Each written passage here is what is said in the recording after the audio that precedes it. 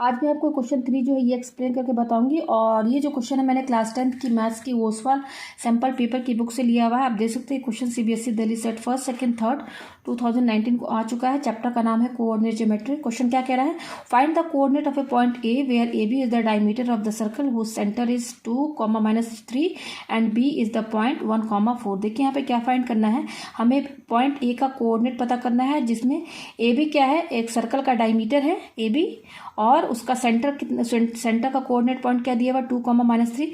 तो हमें यहाँ और बी का कितना दिया है 1 और 4। तो जब डायग्राम बनाएंगे तो इजीली समझ में आ जाएगा। सबसे पहले हम एक सर्कल बनाते हैं। ये सर्कल हो गया हमारा, ठीक है। यहाँ पे क्या बोल रहा है कि A B is the diameter of a circle. तो डायमीटर बनाइए, पहले सेंटर लीजिए आप, सेंटर ओ, ठीक है। तो डायमीटर यहाँ से जाएगा सेंटर से होकर के पास, ठीक है। और ए और बी ये डायमीटर हो गया, ठीक है। और ये सेंटर ओ है, ठीक है। और ये ए ओ और ओ बी क्या है, आप ए ओ बोलिए चाहे ओ ए, ये ओ ए और ओ बी क्या है, रेडियस हुए ना। ये ओ बी क्या है, ये भी रेडियस है सेंटर से, और पॉइंट सेंटर ओ से लेंगे तो ये भी रेडियस है, ए ओ भी रेडियस है और ओ भी रेडियस है। ये दोनों इक्वल है, मैंने यहाँ लिख दिया है, ठीक है। अच्छा, यहाँ पे क्या बोल रहा है, find the coordinate of a point ए। हमें इसका कोऑर्डिनेट पॉइंट पता करना है। और क्या क्या दिया हुआ, हुज सेंटर का कोऑर्डिनेट पॉइंट कितना दिया हुआ है 2, ये देखिए इसका कोऑर्डिनेट पॉइंट क्या दिया हुआ है 2 और कॉमा ये देखिए -3, ये सेंटर का दिया हुआ है, ठीक है। अच्छा, and B is the point, B का कितना पॉइंट दिया हुआ, ये बी का दिया हुआ कोऑर्डिनेट पॉइंट 1 और 4 ये दिया हुआ है। तो जैसे ओ का सेंटर का दिया हुआ है, बी का दिया हुआ है, उसी तरह से हमें ए का यहाँ पर फाइंड करना है कि ए का क्या कोऑर्डिनेट पॉइंट होगा। तो यहाँ पर let the coordinate of A का हम क्या मान लेते हैं, यहाँ पर let coordinate of A B हम क्या मान लेते हैं, ए का क्या मान लेते हैं, एक्स वाई कुछ तो मान के चलेंगे। तो ए का मैंने क्या मान लिया, एक्स और वाई, इसका हमें कोऑर्डिनेट पॉइंट फाइंड करना है, ठीक है। तो यहाँ पर देखिए इसका ये सेंटर ओ दिया हुआ है और ये ए ओ इसका 2 ओ भी रेडियस है, ठीक है। तो मैं पहले ये केवल इतना मैं डायग्राम लेकर चलूँगी ए बी का। ये मेरा ए हो गया, ये केवल डायमीटर है, हमें ए का पता करना है ना। तो केवल मैं डायमीटर का यहाँ पर डायग्राम बना रही हूँ, ए है और ये बी है और ये पॉइंट ओ है, बिल्कुल बीच में है। ओ पॉइंट सेंटर तो बीच में ही रहेगा ना, ठीक है।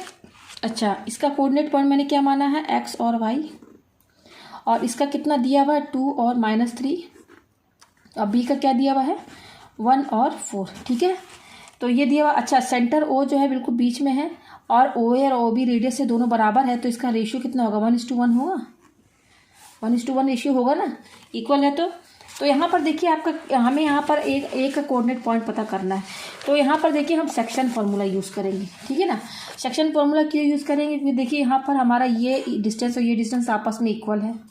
ओ हमारा क्या एक तरह का मिड पॉइंट है, सेंटर है, मिड पॉइंट है हमारा। तो ये इक्वली डिवाइड है, ये लाइन इक्वली डिवाइड, यानी कि 1:1 रेशियो भी हमें पता चल गया इसका।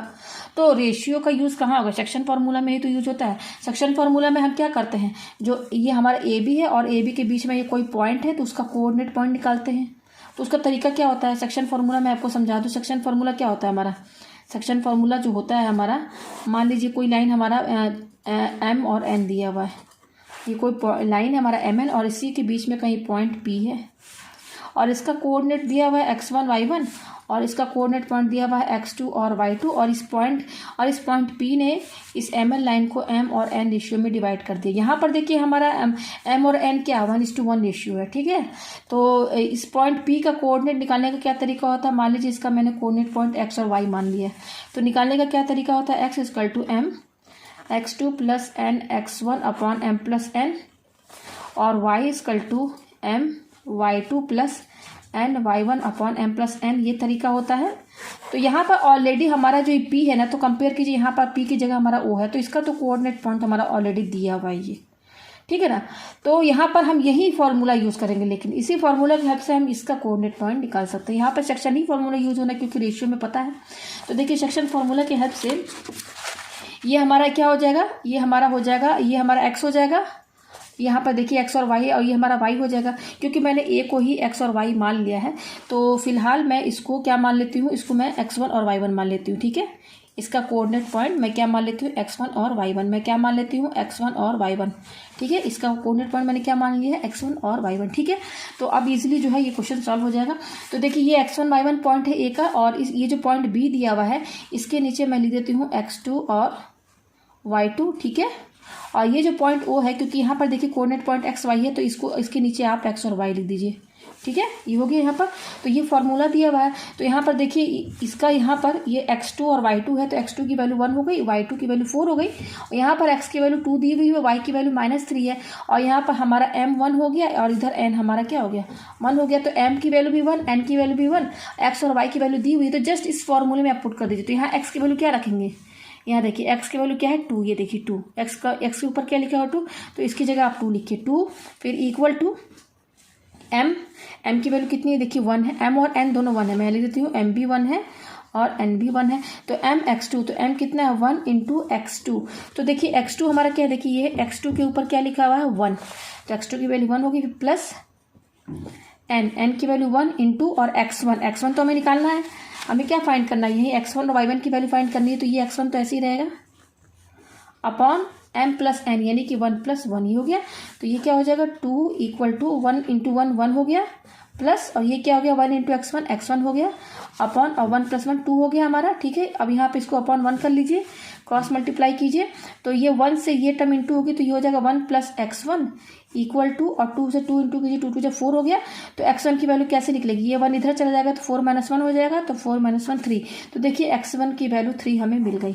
अब उसी तरह से इस दूसरे वाले फॉर्मूले में भी वैल्यू पुट करते हैं। तो यहाँ देखिए y की वैल्यू क्या है, y देखिए यहाँ पर क्या है, y के ऊपर क्या लिखा हुआ -3, तो इस y की जगह हम क्या लिखेंगे -3, तो मैं यहाँ लिख देती हूँ -3 इक्वल टू, ये क्या है m, तो m की वैल्यू 1 है इंटू, और ये क्या है y2, तो y2 कंपेयर कीजिए, देखिए y2, ये y2 है, इसके ऊपर 4 लिखा हुआ है, तो y2 की वैल्यू 4 हो गई, प्लस n की वैल्यू देखिए 1 है, तो यहाँ n की वैल्यू 1 इंटू और y1 तो हमें निकालना है, तो ये ऐसे ही रहेगा अपॉन, ये क्या है m प्लस n, यानी कि 1 + 1, तो ये क्या हो जाएगा -3 इक्वल टू 4 1 4 हो गया, प्लस 1 से ये इंटू कीजिए तो y1 होगा, अपॉन और 1 + 1 2 हो गया। अब इसको अपॉन 1 लिख दीजिए, अब कीजिए क्रॉस मल्टीप्लिकेशन, तो 1 से ये टर्म इंटू होगी, तो ये तो इतना ही रहेगा 4 + y1 इक्वल टू, और 2 से ये इंटू कीजिए 2 3 6 विथ माइनस साइन, हमें केवल y1 की वैल्यू चाहिए, तो ये 4 इधर जाएगा क्योंकि ये पॉजिटिव है, इधर साइड जाएगा तो ये -4 हो जाएगा। तो y1 equal to minus plus, तो 6 और 4 10, और दोनों में साइन है नेगेटिव, तो ये भी नेगेटिव रहेगा। तो देखिए x1 की वैल्यू 3 आई है और y1 की वैल्यू -10 आई है, ठीक है ना। तो ये 3 और -10 यही इसके कोऑर्डिनेट पॉइंट है। यहाँ पर ये देखिए, यहाँ पर इसको मैंने क्या माना था, ए का मैंने x1 और y1 माना था, ठीक है ना। यहाँ पे मैंने चेंज कर दिया था बीच में, पहले तो मैंने x और y माना था, फिर बाद में मैंने x1 y1 यहाँ पे इसका कोऑर्डिनेट पॉइंट माना। तो वैल्यू क्या आई है x1 की आई है 3 और y की वैल्यू -10 आई है। तो यही इसका कोऑर्डिनेट पॉइंट है। तो उम्मीद है कि आपको ये क्वेश्चन अच्छे से समझ में आ गया।